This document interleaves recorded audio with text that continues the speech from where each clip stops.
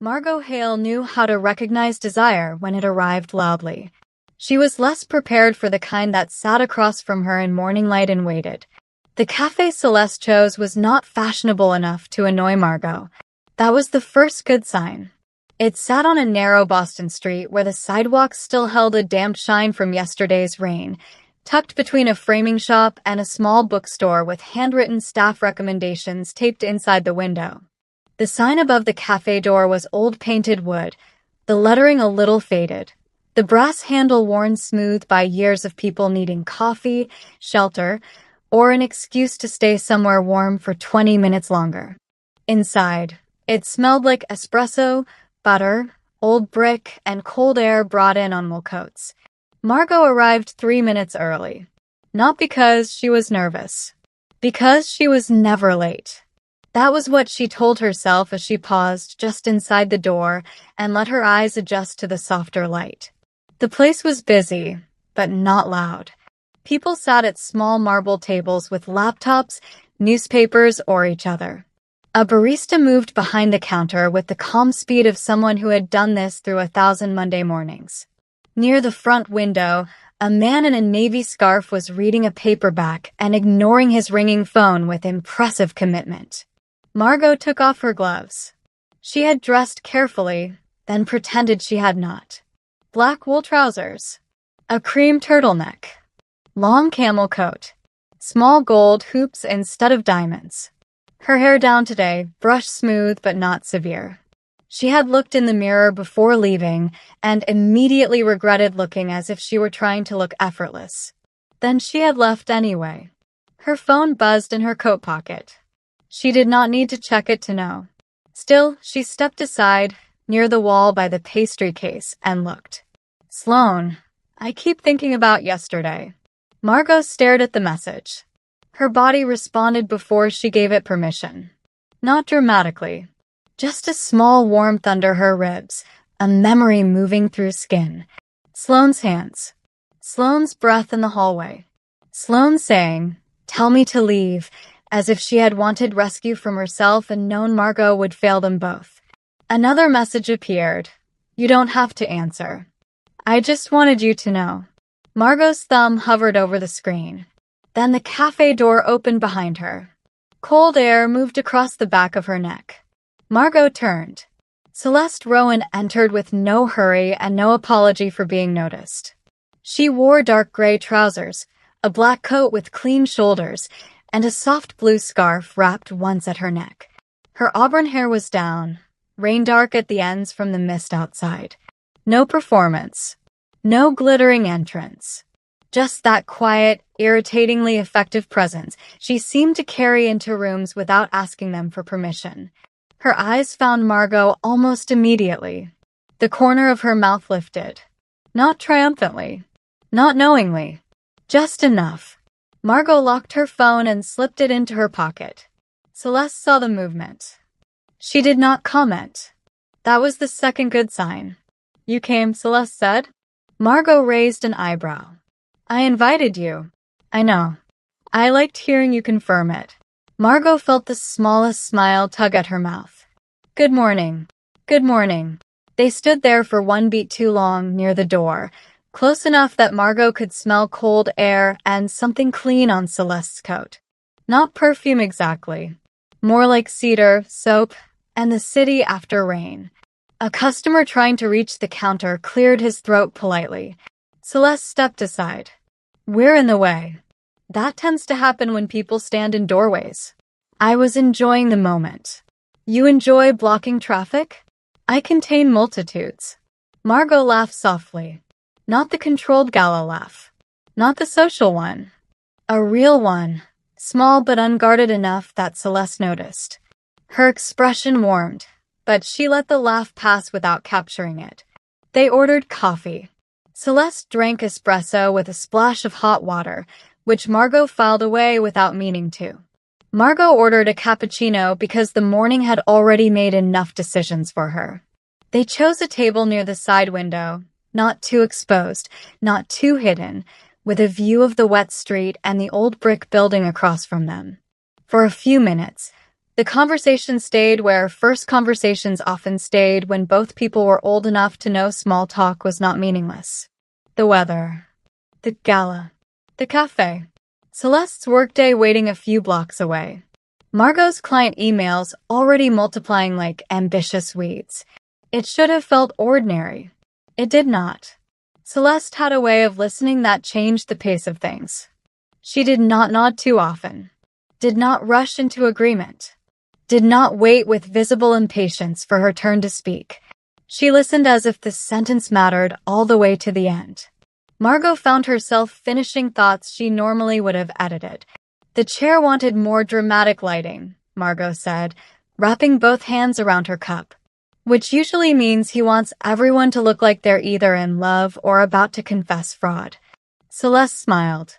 And you refused? I redirected. That sounds nicer than refused.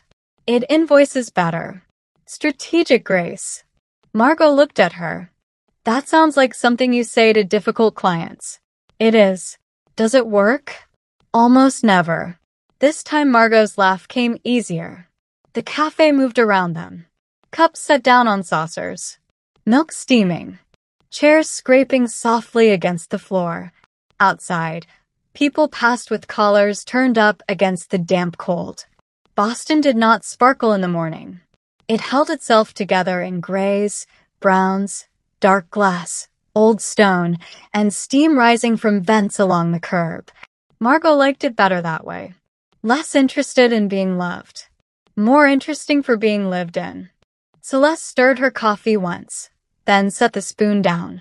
I'm going to ask you one thing, she said. Only once. Margot's fingers stilled around her cup. There it was. Not pressure. Door. All right, Margot said. Celeste looked at her directly. Is there someone I'm stepping between? The question was calm. Not jealous. Not suspicious. Not dressed up as curiosity. Margot looked down at her coffee.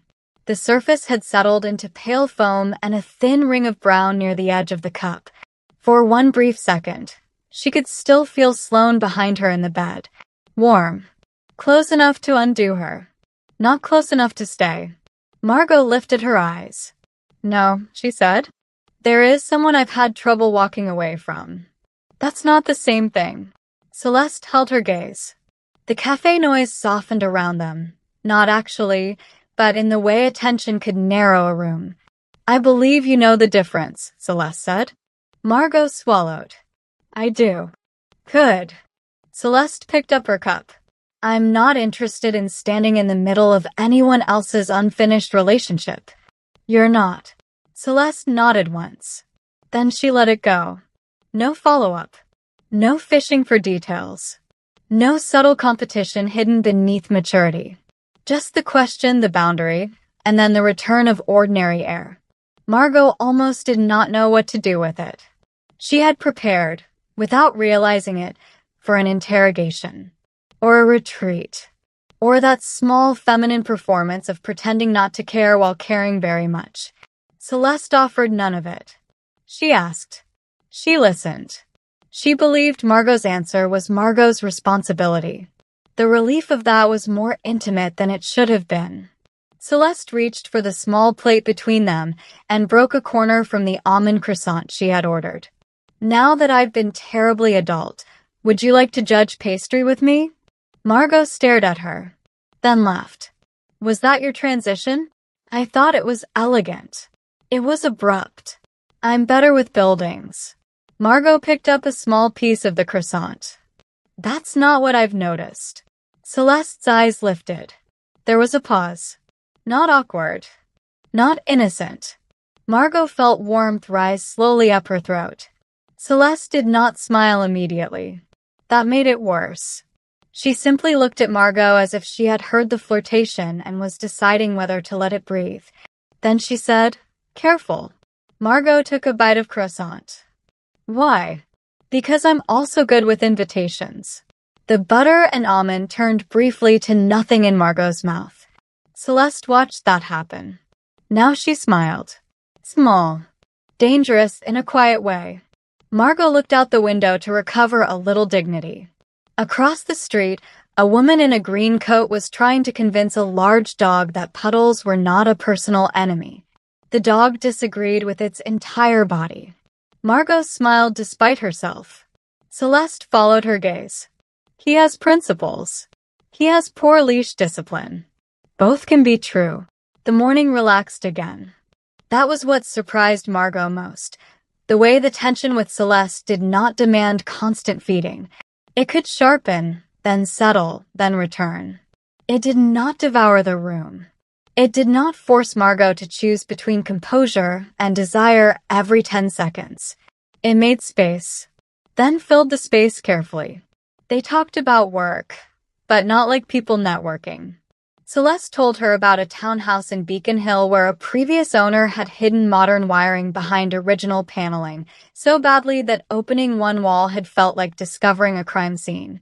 Margot told her about a wedding where the groom's family had requested old Boston elegance, and then sent her a mood board featuring a Miami nightclub, 3 chandeliers from a casino, and 1 image of Versailles.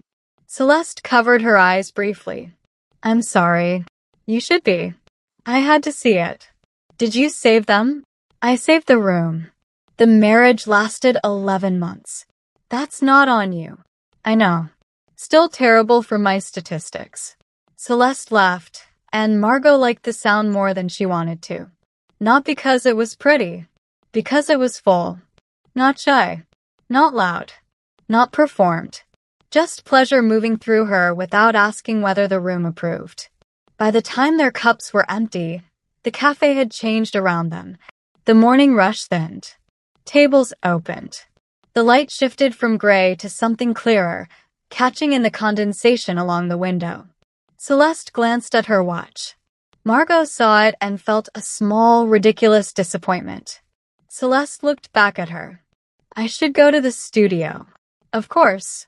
But it's close. Margot tilted her head. Is that a fact or an invitation? Celeste stood and put on her coat. Both. Margot's pulse answered. Just once. Enough. She followed Celeste out into the cold.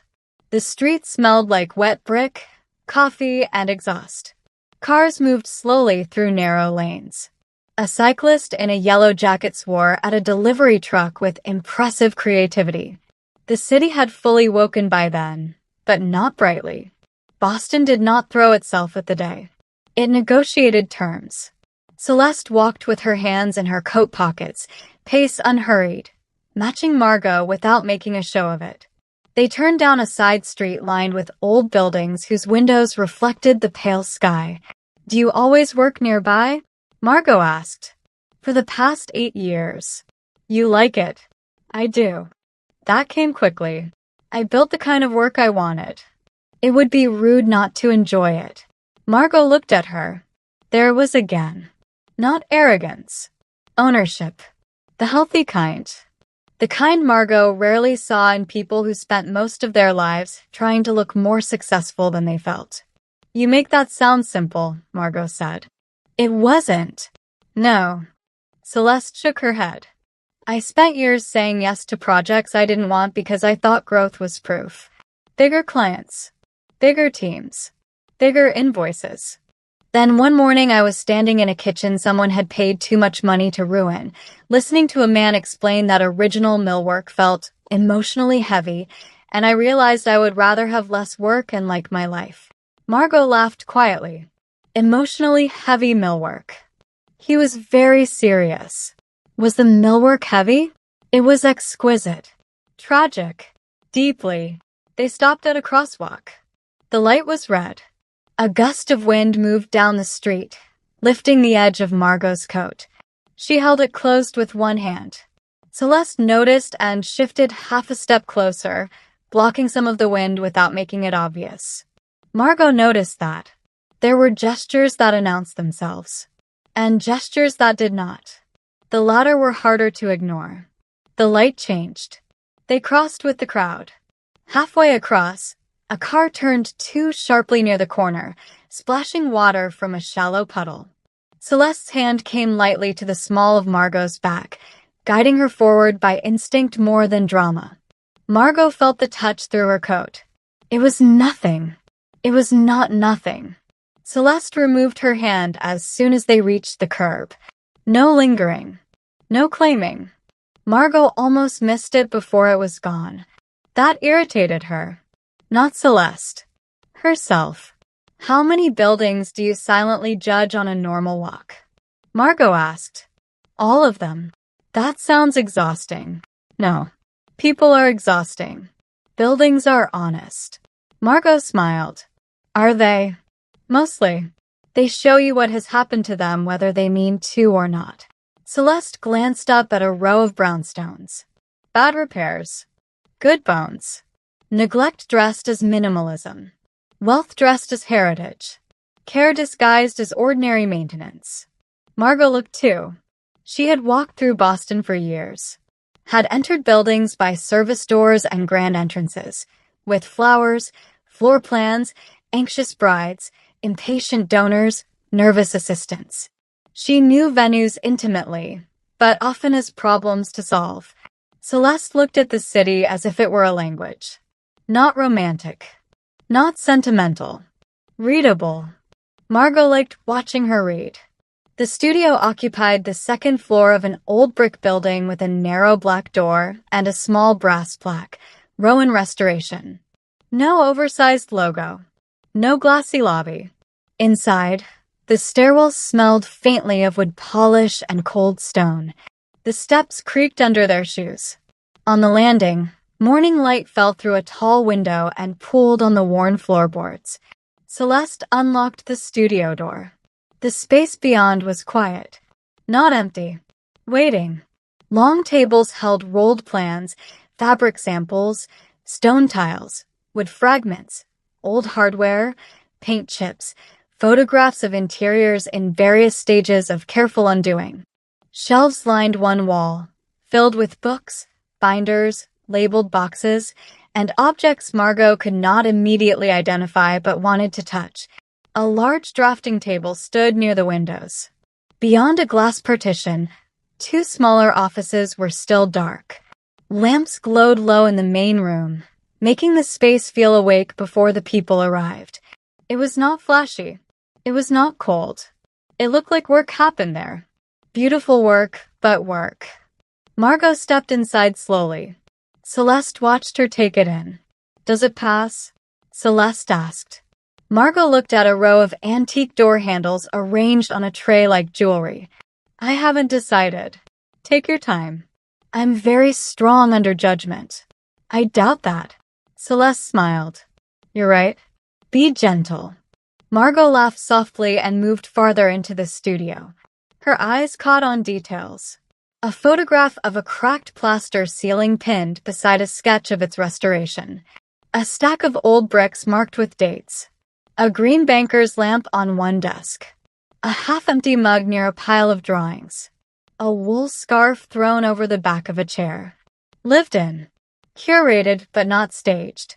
Celeste took off her coat and hung it on a hook near the door. Underneath, she wore a fine black knit top tucked into charcoal trousers, sleeves pushed slightly at the wrists. Simple. Devastating in the way good taste became intimate when it did not try too hard. Margot looked away before she was caught. Celeste caught her anyway. Wisely, she said nothing. This is yours, Margot said. It came out softer than expected. Celeste looked around the studio. Yes. Not a boast. Not an apology. A fact she liked. Margot envied that for half a second. Not the studio. Not the architecture. The ease with which Celeste stood inside something she had built and allowed herself to enjoy it. I can see why you don't want to scale it into something soulless, Margot said. Exactly. No temptation? Occasionally. Then I meet someone who uses the phrase brand expansion too often and recover. Margot smiled and stopped near the drafting table. A plan lay open there, covered in pencil notes. Beside it were samples of stone in shades of cream, gray, and soft brown. Margot touched the edge of one with 2 fingers. May I? Yes. The stone was cool and smooth. Celeste came to stand beside her, close enough that Margot caught that faint cedar clean scent again. This is for a library in Cambridge, Celeste said. Private house. The owners want the room to feel like it has always existed, which is harder than making something look new. Margot glanced at her. Because new only has to impress. Celeste looked pleased. Exactly. And old has to convince. Or remember. Margot's fingers paused on the stone. Celeste looked down at her hand. Then back at her face. The moment lengthened. Not enough to become obvious. Enough that Margot felt the room narrow around them. Somewhere outside, a truck passed over a rough patch of street. The windows gave a faint tremble. Inside the studio, nothing moved except Celeste's gaze, lowering briefly to Margot's mouth before returning to the plan. Margot's skin warmed.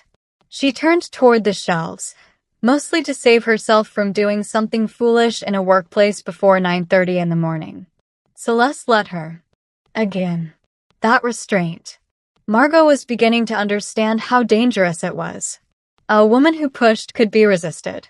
A woman who waited made Margot aware of every step she took toward her. Do you bring all your coffee dates here? Margot asked, picking up a small brass hinge from a tray.